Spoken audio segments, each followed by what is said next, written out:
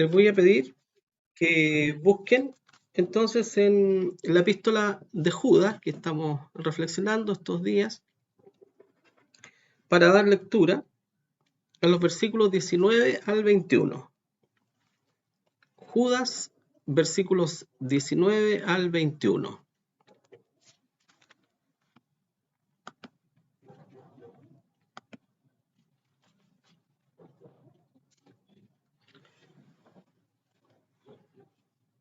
Judas 19 al 21. Dice así la palabra del Señor. Estos son los que hacen divisiones sensuales, no teniendo el espíritu.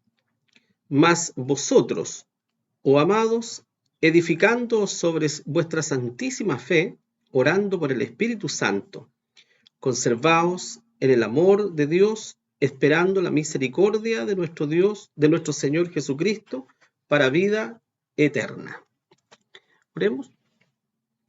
Padre Celestial, acudimos a ti, Señor, en este momento, rogándote que seas tú quien nos dirija en la lectura, la reflexión y el estudio de tu palabra, Señor. Ilumina nuestra mente, ilústranos tú, Señor, que no sea el consejo humano, Señor, sino que sea tu palabra la que verdaderamente alimente nuestro espíritu para fortalecernos, Señor, y para darnos ese crecimiento espiritual que solo tú puedes dar a tus hijos. Padre Celestial, perdona nuestros pecados, límpianos, Señor, de todas nuestras faltas y rogamos, Señor, que tu Espíritu Santo sea quien nos dirija a cada uno de los que estamos presentes, Señor, para que podamos recibir tu palabra, Señor, en nuestro corazón. Te lo rogamos y te lo pedimos en el nombre de Jesús, nuestro Salvador. Amén.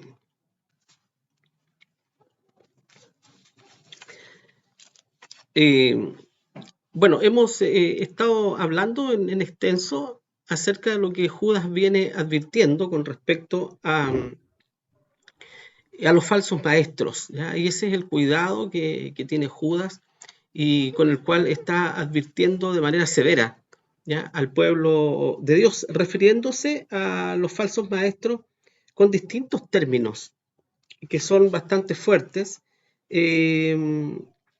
diciendo primeramente, ¿no es cierto?, que se corrompen, ¿no es cierto?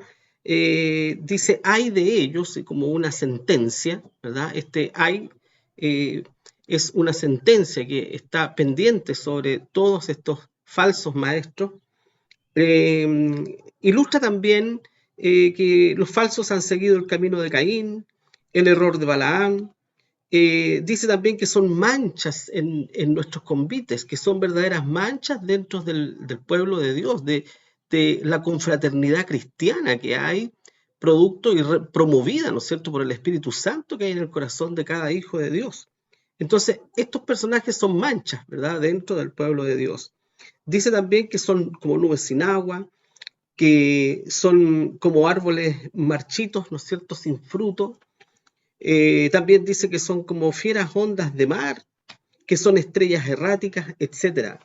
Y que Enoc también profetizó acerca de estos personajes, ya desde antes del diluvio. Y por último, advierte, ¿no es cierto?, lo que Enoc predicaba antes del diluvio, que Cristo mismo vendrá y hará juicio con todos estas personas, ¿no es cierto?, que son los falsos maestros y los falsos creyentes, los falsos cristianos que han estado camuflados dentro del pueblo de Dios desde toda la época de la iglesia, desde la iglesia apostólica hasta nuestros días. Entonces, la epístola de Judas se constituye entonces en una verdadera advertencia para el pueblo de Dios,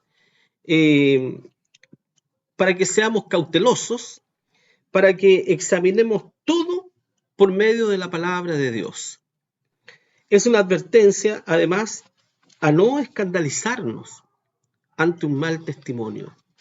Eso es sumamente importante. Estamos advertidos que todas estas cosas van a ocurrir, para que cuando ocurran, ¿verdad?, no nos escandalicemos y no sea derrotada, ¿verdad?, la fe de muchos creyentes.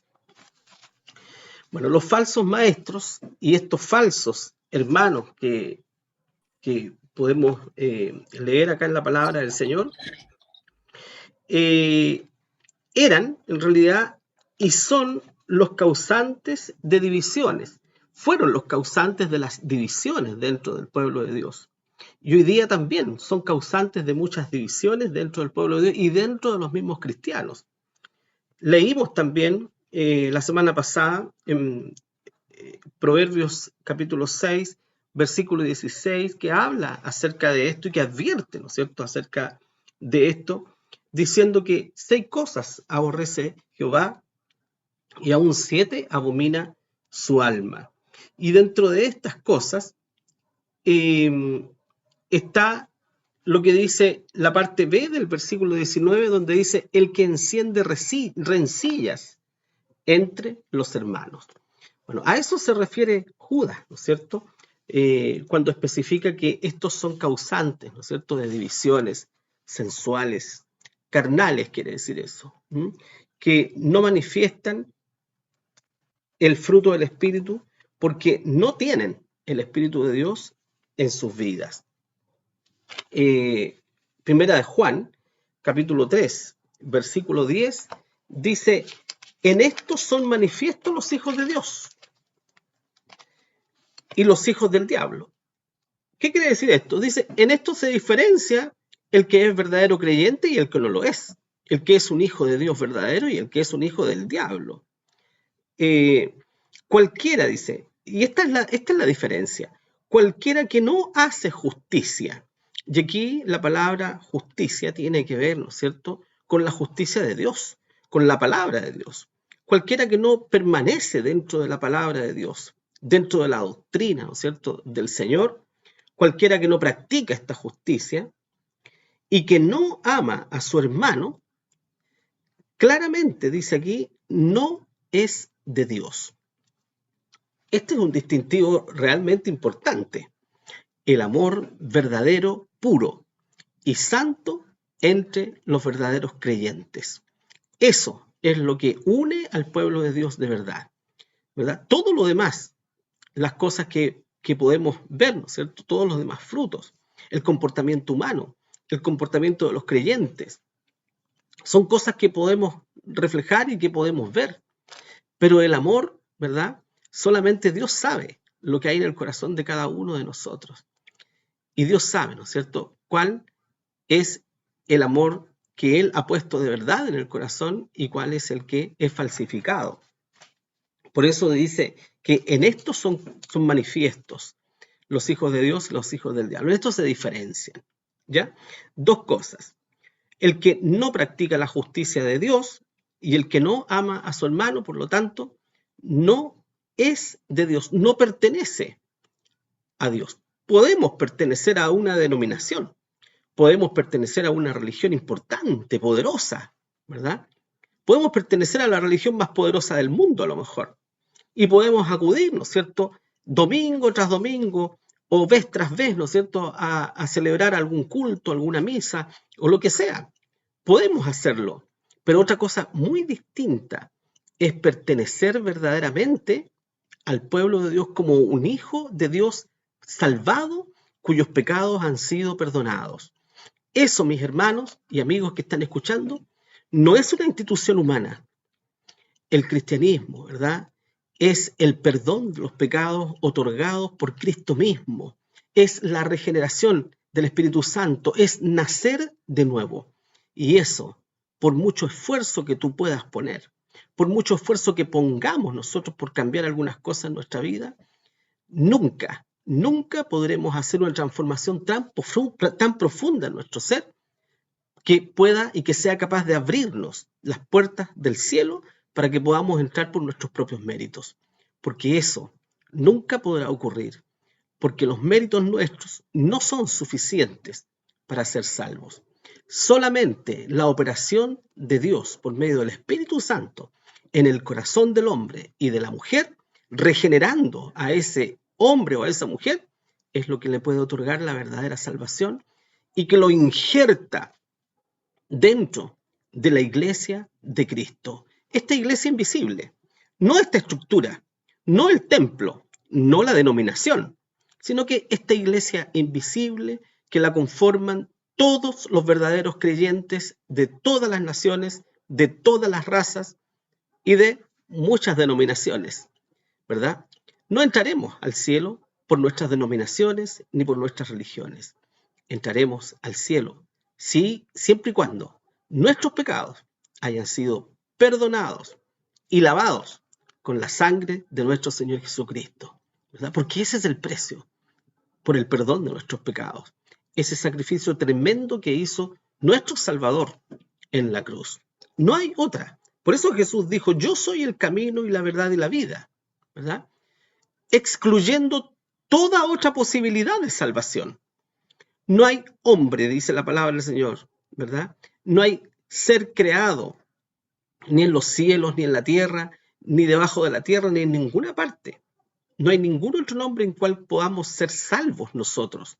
Solamente por Cristo, a través de Cristo y en los méritos de Cristo. No hay otro nombre. La Biblia excluye todo otro hombre. No hay santos, no hay vírgenes, ¿verdad? No hay profetas, no hay denominaciones ni religiones que puedan entregarnos la salvación eterna. Solo la verdad de Cristo. Solo Cristo obrando en el corazón arrepentido. Y nada más. Por eso que creemos lo que dice la palabra de Dios. Porque por gracia sois salvos por la fe, dice la Biblia, no por obras. Si usted está pensando que puede ser salvo por sus propias obras, permítame decirle que usted está equivocado, que usted no está creyendo en lo que dice la palabra del Señor. Usted está creyendo en una denominación, en una iglesia, en una religión, pero no está creyéndole al Hijo de Dios, que se revela a través de las Sagradas Escrituras, de la palabra de Dios, de la Biblia. Por lo tanto, toda esta exhortación, ¿verdad?, que hace Judas y que la hace, ¿no es cierto?, como especificamos en un comienzo, como una noticia urgente que seguramente encendía el corazón de Judas para advertir al pueblo de Dios que no todos los que están dentro del pueblo de Dios, ¿no es cierto?, como una estructura visual, son realmente de Dios, ¿verdad? Hay muchos ejemplos en la palabra del Señor de hombres y de mujeres que han estado, ¿no es cierto?, y que han sido considerados dentro del pueblo de Dios, pero que no eran verdaderos hijos del Señor. Hace el domingo pasado nada más, ¿no es cierto?, en la predicación del día domingo, pudimos oír en el mensaje, ¿no es cierto?, el relato de lo que ocurrió con Ananías y Zafira. Tenemos allí, ¿no es cierto?, un hombre y una mujer que eran considerados dentro del pueblo de Dios, seguramente considerados como hermanos en Cristo, pero que no eran verdaderamente creyentes y sucumbieron ante la primera prueba. Y eso, mis hermanos, las pruebas que nos vienen en nuestra vida son irrefutables. Por eso Dios permite las pruebas, para que nuestra fe sea probada, como el fuego, dice la palabra de Dios. Y en esto se manifiestan los hijos de Dios y quienes no lo son. Recordemos la enseñanza de nuestro Señor Jesucristo, especialmente en la parábola del sembrador, ¿verdad? Esta semilla, esta palabra de Dios que cae en distintas tierras, en distintas personas, y que solamente en un lugar es donde va a ir y va a dar fruto verdadero y en abundancia, y que es en la buena tierra. Y esa tierra, ¿verdad?, tipifica a aquel hombre o aquella mujer que Dios le ha traído así y que le ha salvado, ¿no es cierto?, y ha permitido o permite que la palabra de Dios germine en su corazón. Todas las demás tierras representan a hombres y mujeres que han oído la palabra del Señor, que la escuchan, que siguen por un tiempo tal vez, ¿no es cierto?, la denominación, la religión, las costumbres, ¿no es cierto?, enseñadas, pero no perduran, porque no eran de nosotros. Por eso no pudieron permanecer entre nosotros, ¿verdad? Es duro, es difícil, es triste, como lo decía la vez anterior. Es triste, ¿no es cierto?, cuando vemos que algunos de aquellos que considerábamos nuestros amados hermanos se quedan, ¿no es cierto?, en el camino de este evangelio, no siguiendo, dándole la espalda al Salvador, ¿verdad? Bueno, Dios es el juez, nosotros no somos jueces. Solamente hemos sido llamados, ¿verdad?, a entrar en estas labores, a evangelizar, a hablar de Cristo a las naciones, a todo aquel que se nos cruce por delante, y a orar, ¿no es cierto?, por cada uno de nuestros hermanos y orar por nuestro prójimo también. Es Dios quien conoce verdaderamente lo que hay en el corazón de todos los seres humanos. Bueno, el versículo 19, ¿no es cierto?, que leímos en un comienzo, entonces, se refiere justamente a estas personas, cuando dice estos son los que hacen divisiones, ¿verdad? Entonces, estamos advertidos contra estas personas, ¿no es cierto? Cualquiera que no ama a su hermano y cualquiera que es causante de divisiones, ¿no es cierto?, dentro del pueblo de Dios, de separar a hermanos, entonces téngalo por seguro que aquel no es un verdadero creyente, o puede ser un cristiano carnal, ¿verdad?, que no discierne las cosas espirituales todavía como debiera, pero no es un verdadero hijo de Dios por lo demás. El versículo 20 cuando dice, mas vosotros, oh amados, edificándoos sobre vuestra santísima fe, orando por el Espíritu Santo. Bueno, después de estas severas advertencias, ¿no es cierto?, que Judas hace a cada uno de los creyentes, entrega una exhortación a los verdaderos cristianos. Cuando dice, más vosotros, en cambio quiere decir eso, ¿verdad? En cambio. Y esto haciendo una gran diferencia entre ambos, entre el creyente verdadero y el que no lo es, aquel que solamente tiene una apariencia de piedad y nada más, que parece que fuera, pero que solo Dios sabe que no es. Y en eso debemos ser cautelosos y cuidadosos, ¿verdad? Distinta fe, distintos destinos. Solo la fe entregada y otorgada por Dios. Por eso dice, sobre vuestra santísima fe. Esa es la fe como don que Dios entrega a los salvados. La otra fe humana, hermanos, no alcanza, ¿verdad? Se desmorona. Y por lo tanto, el cristiano debe crecer espiritualmente, permanentemente y nunca estancarse. Dice aquí la palabra del Señor, ¿no es cierto?, en Colosenses capítulo 2, versículo 7. Arraigados, dice, y sobreedificados. Arraigado quiere decir que está cimentado, que sus raíces están fuertes y nutridas y que no va a ser botado muy fácilmente, ¿verdad?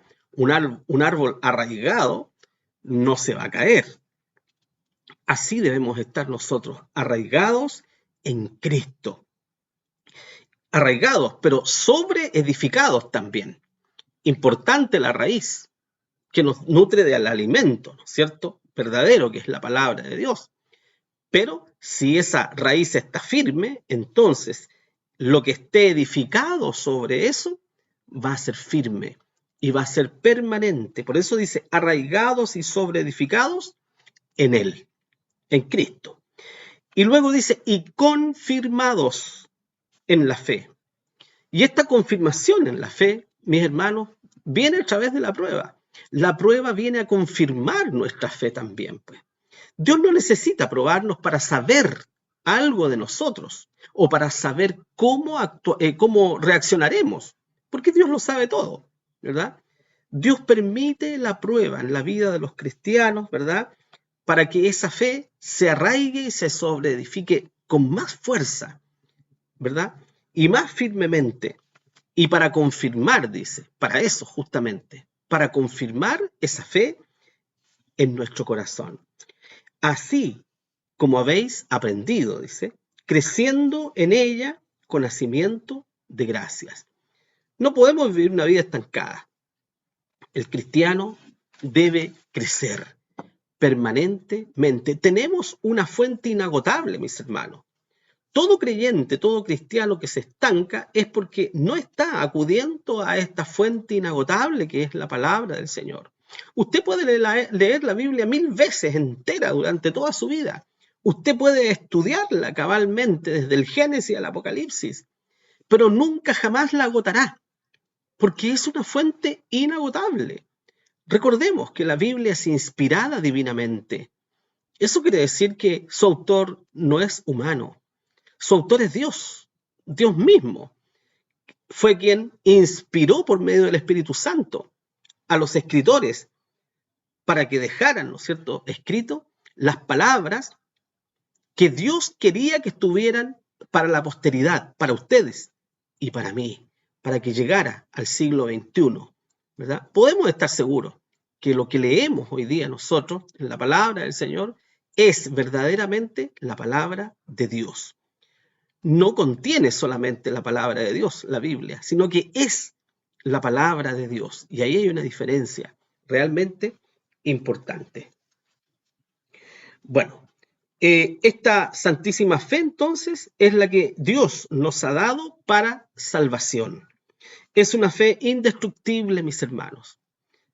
No puede ser destruida esta fe, porque es un don que Dios ha otorgado a sus hijos.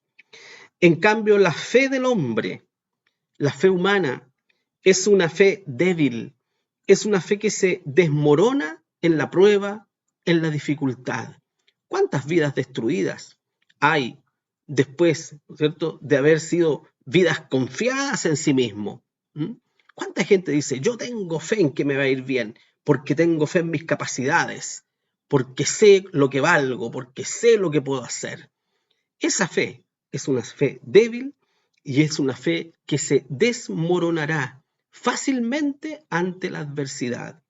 La fe genuina, la santísima fe que llama Judas, ¿verdad? Esa fe es una fe indestructible, porque es una fe que está cimentada en nuestro Dios, que es un Dios todopoderoso, en nuestro Salvador, que es eterno, el alfa y el omega, el primero y el último, dice el mismo, el principio y el fin, el que estuvo muerto y aquí vive por los siglos de los siglos, que es desde el principio. Es imposible, mis hermanos, entonces, edificar una vida espiritual sin esa fe. No se puede edificar una vida espiritual sin la fe verdadera, sin esa santísima fe. Si alguien lo hace así, está edificando sobre la arena, como aquel ejemplo que puso. Está edificando sobre una fe humana, sobre una fe falsificada, pero no una fe verdadera. Es edificar sobre el propio razonamiento que no resiste ni se sostiene a la palabra de Dios. Porque no olvidemos, el razonamiento humano no resiste la palabra del Señor y no se sujeta tampoco a la palabra de Dios.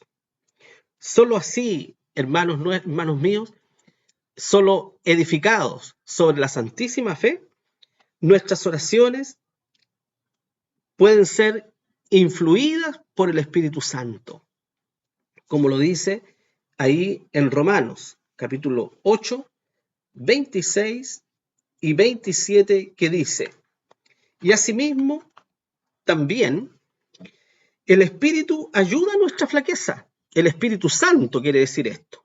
Así también el Espíritu Santo nos ayuda en nuestras flaquezas. Todos los seres humanos tenemos flaquezas, ¿verdad? Pero el Espíritu Santo nos ayuda en estas flaquezas, dice. Porque ¿qué hemos de pedir como conviene? No lo sabemos, sino que el mismo Espíritu pide por nosotros con gemidos indecibles.